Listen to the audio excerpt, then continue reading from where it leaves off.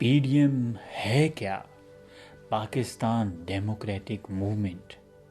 دراصل P D M منظور پشتین کی تحریک پی ٹی ایم کا اپڈیٹڈ ورژن ہے، اور پی ڈی ایم کا اپڈیٹڈ ورژن جس کمپنی نے تیار کیا ہے وہ اس کے سافٹ ویئر سے وائرس کا خاتمہ کرنے میں یکسر مکمل طور پر ناکام رہی ہے۔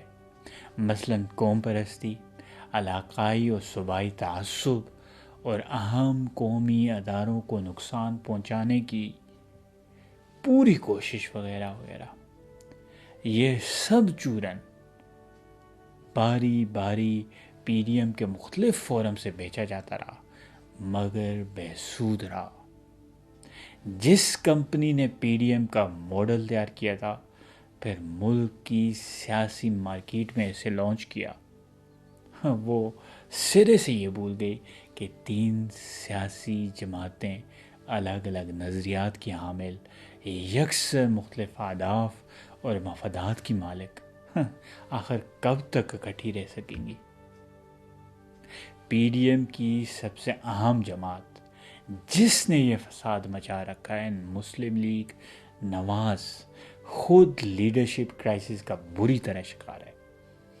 مریم اور حمزہ کی رساکشی سے کون واقف نہیں؟ پہلا فیز گزر چکا جس میں مریم بری طرح ناکام ہوئی۔ دوسرے مرحلے میں ہمیں یہ لگتا ہے کہ میاں صاحب بھی تصویر سے آؤٹ ہو جائیں گے، پارٹی لاوارث ہو جائے گی، اور پھر کسی چھاؤنی میں جا کر اس پارٹی اور اس کے اراکین کو پناہ لینی پڑے گی۔ پاکستان پیپلز پارٹی مسلم لیگ نواز کے لگائے گئے زخموں کو اب تک نہیں بھولی۔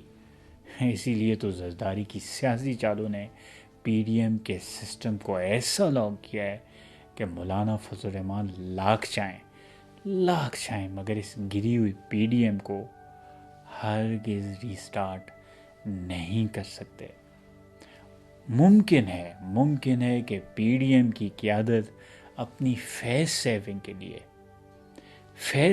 کے لیے اپنے بنائے گئے خود ساختہ خداؤں کے سامنے سجدہ ریز ہو، اور پھر کہیں سے غائبانہ صدا ہے کہ جاؤ لات اور عزہ شریف کے، ہاں تمہاری فریادیں رنگ لائیں، سنی گئیں، تمہیں آزاد کر دیا گیا، اور پی ڈی ایم کو ڈیزالو۔